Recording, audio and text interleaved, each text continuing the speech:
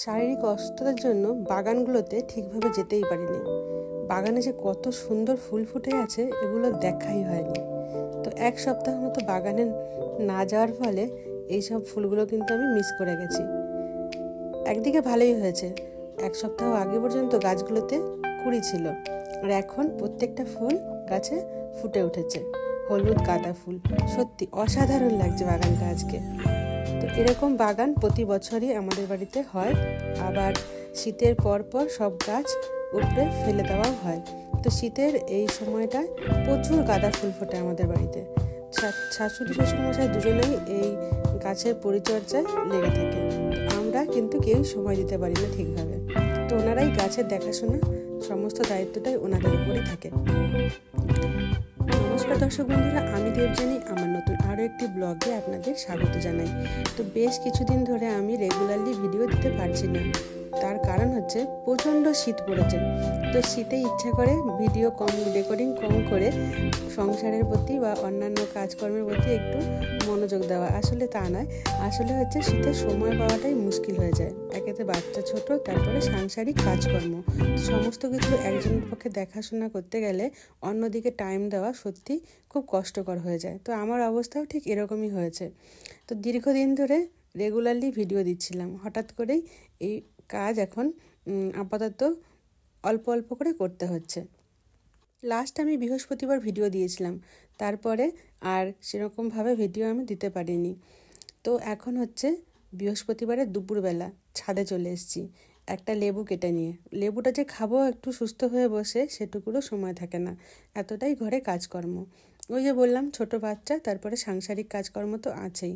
তো পোশাকগুলো রোদে দিয়ে গেছিলাম, তো কিছুটা কিছুটা শুকিয়েছে, একটু একটু ভেজা আছে, এগুলো আবার ঘরে গিয়ে মেলে দিতে হবে। তো এখন শীতের রোদ বেশি সময় থাকে না, 2-3 ঘন্টার মধ্যেই রোদ ফুরিয়ে যায়।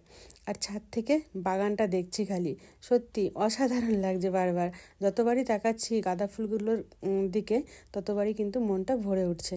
তো আমাদের এখানে গ্রামগঞ্জে প্রায় প্রত্যেক বাড়িতেই এই শীতের সময়টা কিন্তু এইসব ফুলের বাগান দেখা যায়।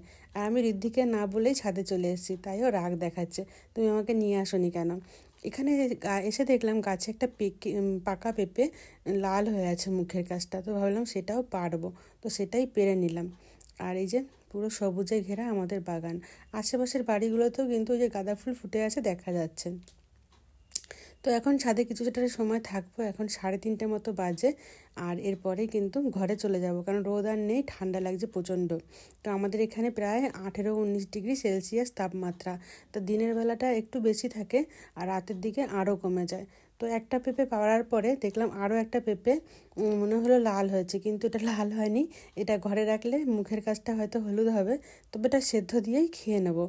আর পেঁপে সেদ্ধটা প্রায় রেগুলারই ঋদ্ধি আমি খাই, কারণ আমাদের একটু কোষ্ঠকাঠিন্যের সমস্যা আছে, একটু আধটু আছে আর কি। তো পেঁপেটা খেলে বেশ ভালো হয়। আর এখন এই যে মোটা মোটা জামাগুলো ভালো মতো শোকায়নি, তো এগুলোই নিয়ে যাব। আর ঋদ্ধিকে দিয়েছিলাম একটা কুল খেতে, এগুলো বাই কুল বলে, বয়ের কুল বলে। তো এগুলো প্রচুর উঠেছে বাজারে। তো এই যে ঋদ্ধি কিছুটা খেয়ে আমাকে বলে না ভিডিও করে দাও। আর এই কুলগুলো দেখেছেন কতটা বড় সাইজ, দেখতেই বড়। আর গায়ের রঙটা যত সবুজ, একটু তিতকুটে ভাব লাগে খোসাটা, আর মিষ্টি আছে ভেতরের দিকটা হালকা। তো এটা এখনও খাবে, আরও ছিল তো একটাই দিয়েছি, আর বেলা পড়ে গেছে এখন। আর এপাশে লাউ গাছটা দারুণ হয়েছে, তো লাউ ডাঁটাও কদিন পরে আবার তুলে রান্না করা হবে। তো আমাদের বাড়িতে লাউ গাছ বিশেষ করে লাগানো হয় ডাঁটা শাক খাওয়ার জন্য, লাউয়ের জন্য কিন্তু হয় না। আর লাউ সেরকমভাবে আমাদের ফলন হয় না। একটা বছর খুব ভালো লাউ হয়েছিল, তারপর থেকে আর লাউটা ভালো হয় না, মানে ছোটো ছোটো অবস্থাতেই নষ্ট হয়ে যায়। আর এপাশে সামনের দিকটা এরকম অবস্থা, পুরোনো ঘরটা ভাঙা হতে এখানটায় বেশ রোদ পড়ে, আর এখানটাতেই গাছগাছালিগুলো আছে, আর এখানটাতেই রোদ পোহানো হয়। দুপুরবেলা কী কী রান্না করেছি সেটা সকালেই আগের ভিডিওতেই দেখিয়ে দিয়েছি। এখন সন্ধ্যাবেলা নেবো 1 কাপ চা, চা না হলে চলছে না, এত ঠান্ডা, তো চা খেতেই হবে। আর চা আমি দুবেলাই খাই, মাঝে মাঝে 3বারও হয়ে যায়। তো লিকার চাই বানাবো আমার জন্য। আর এই যে কুচো চিংড়িগুলো এখন প্রায় 4টে মতো বাজে, ভেজে রেখে দিলাম।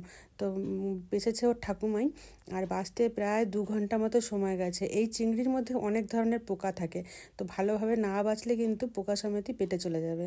তাই জন্য খুব ভালো করে ওর ঠাকুমা আস্তে ধীরে সময় নিয়ে পুরো 2 ঘন্টা সময় নিয়ে এগুলো বেছেছে। আর এগুলো ভেজে রেখে দিয়েছি, যখন যেরকম তরকারিতে হোক বা বড়া হোক করা হবে।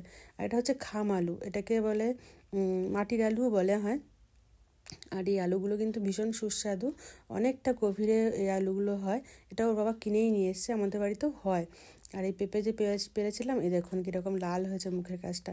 তো এই পেঁপেটার খুব ভালো স্বাদ, একদম সিড নেই, সিডলেস পেঁপে। তো 4:30 মতো বাজে, ঋদ্ধিকে একটু ম্যাগি করে দেবো, অল্প করেই করেছি, কারণ ও বললো যে অল্প করেই দাও, রাতে আবার রান্না হবে, তখন সেটা খাওয়া হবে। আর না, এখন যদি পেট ভর্তি করে ম্যাগি খেয়ে নেয়, ও রাতে আর কিছুই খাবে না। তাই বলছে যে আমাকে অল্প করে দিয়েছো, ভালো করেছো, এইসব বলছে। আর সারাদিন বক বক করে যায়, আর এরকম বদমাইশি করে, দুষ্টুমি করে। তো এখন ঠান্ডাটা পড়েছে ভালোই, তো গরম গরম ম্যাগি ভালোই লাগবে। তো শাশুড়ি মা দুপুরবেলায় এইসব কাণ্ড কারখানা করে বসেছে। তো প্রায় 500 মতো চাল ভিজিয়ে রেখেছে, আজ যেহেতু বৃহস্পতিবার পিঠে হবে রাতে। তো ঠান্ডাও পড়েছে, আর গ্রামগঞ্জে বাড়ি আমাদের, বলেছি গ্রামে তো পিঠে আমাদের খুবই পপুলার একটা জিনিস। গ্রাম কেন, শহরের লোকেরাও পিঠে খেতে ভালোবাসে। তবে প্রত্যেক বৃহস্পতিবার আমাদের পিঠের কিন্তু রেওয়াজ আছেই। আর এখানে নরম নারকেল কুড়িয়ে নেওয়া হয়েছে। তো এরকম এই দুটো চাল আর নারকেল, মানে কি পিঠে হতে পারে বলুন তো? হ্যাঁ, এটা সুরচুলি পিঠে হবে। তবে আমাদের কিন্তু বিউলির ডাল মেশানো হয় না, বিউলির ডাল মিশালে কিন্তু ভালো টেস্ট হয়, তবে ডালটা দিয়ে করলে আবার অম্বলও হয়, ওই জন্য শুধু চাল আর নারকেল দিয়ে সুরচাকলি বা সুরচুলি পিঠা হবে। তো এটাকে প্রথমে মিশিয়ে নিলাম, বাটতে সুবিধা হবে, মিক্সিতেই বেটে নেব। এখন বেটে নেওয়া হয়ে গেছে, আর নুন দিয়ে দিলাম। আর আমি ভাবলাম কয়েকটা আমি কড়াইতে দেখি, তো অনেকেই দেখেছি কড়াইতে করে চিতই পিঠা ভাজে। তো আমাদের সরা আছে, সরা পিঠা যেটা বলে, সরাতে ভাজা হয় চিতই পিঠা। তবে আমি ভাবলাম একটু কড়াইতে করে দেখি।